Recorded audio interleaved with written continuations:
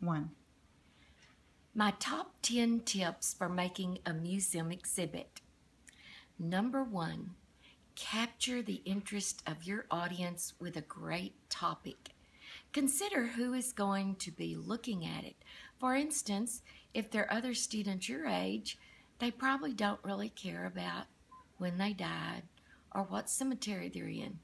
They may be more interested in what games did the students play back then when they were immigrants.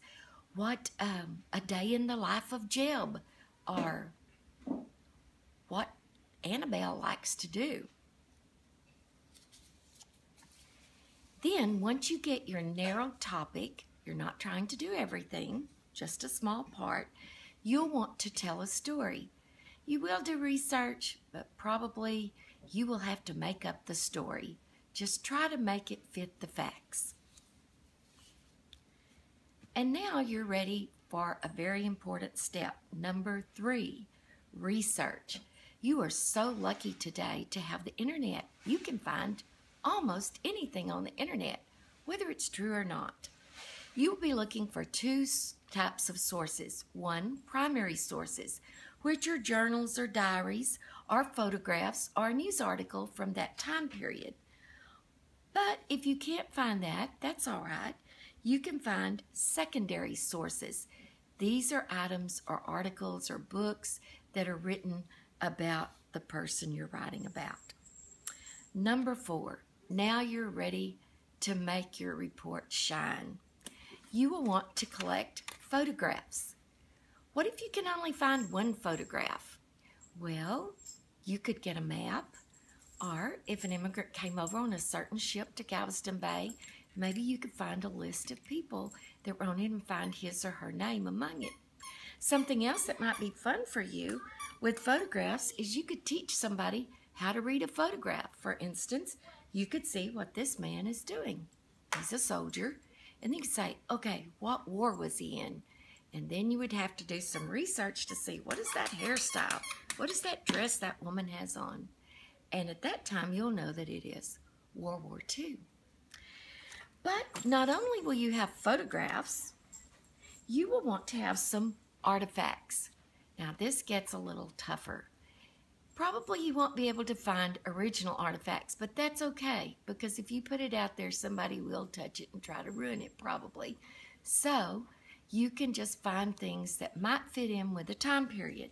For instance, if you have a day in the life of Jeb, maybe Jeb went hunting that day, and he had made this slingshot, and he killed a rabbit with it, or something like that. And everybody would like to pick this up and touch it and see what it does. Or maybe if you have Annabelle or Ingrid, maybe back in that day, a 10 or 11-year-old girl might have crocheted this little doily to look pretty. Maybe her grandmother taught her, and you could have something like that. You want your objects to be very clearly connected with your story, and they will speak for themselves. Number 5. Well, you have your nice theme, and now you just want it to be in about 3 or 4 words, not even a whole sentence.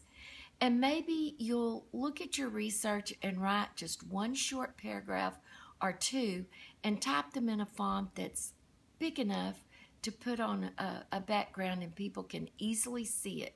But you don't want too much because you don't want it to interfere with your exhibit. Or maybe you could even find a nice quotation from the person. Number 6, you will need text cards.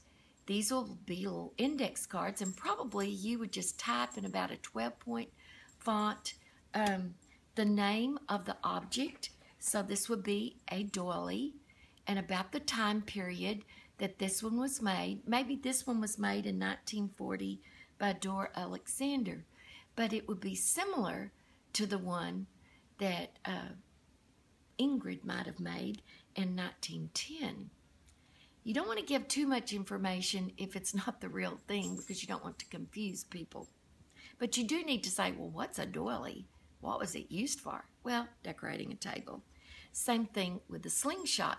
In fact, if you decided that your person Jeb had hunted a rabbit, Maybe you could bring a little rabbit pelt for people to feel of. So you'll have your text cards with just a little information to be put by each object or photograph, or maybe in between two photographs to cut down on that. Number 7, you should try to appeal to the senses. I just mentioned the rabbit fur that someone could touch. If they had an apple orchard, maybe you could spray some apple scent if your teacher said it was all right. Maybe you could, maybe if Ingrid had made some beef jerky, maybe you could even have jerky out for people. Or if you want to go all the way, you could dress up in clothes similar to your immigrant. And that leads us to number 8. If you can, make your museum exhibit interactive. This will amaze people. For instance, because we have such wonderful technology today, you might take your cell phone and after you've uploaded iTunes with the permission of your parent, you could hit music and you're ready to play. And maybe you'll want to teach them a game, like maybe they could play the spoons that people played back in 1910. And so they might have a...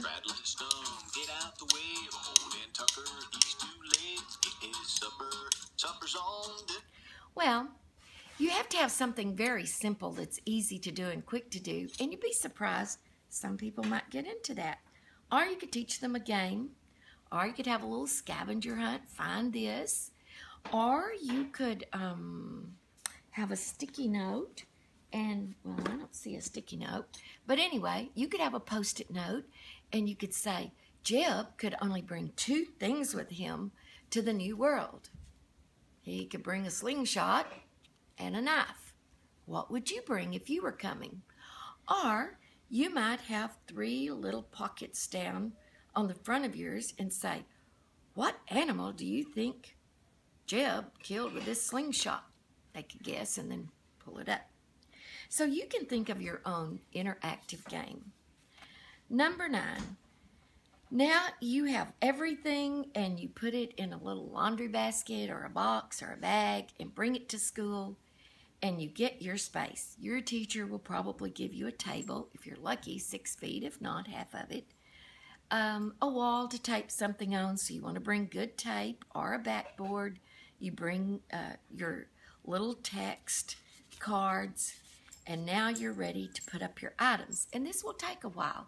First, I would go ahead and put up my theme and 2 paragraphs. Then you'll start to arrange the things you want to hang on the wall. Photographs, paper items, maps, whatever you'd like to do it. And then it will be time to arrange the things on the table. Well, maybe the table doesn't look very good, so you might want to bring a cloth, something bright and nice, and then you would start to arrange things on it, and you'll just have to see how you think that will look. You'll want to put your text, but don't ever lay your text cards down. It's too hard for people to see. So have some little something to prop them up. Maybe your mother will have something. Maybe you could take a box that you could prop something, put under and prop something up and have your card propped up by it.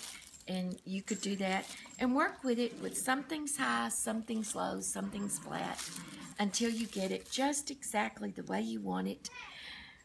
And then I cannot wait to see your museum. Maybe you could get your teacher to film it and put it online for the whole world to see.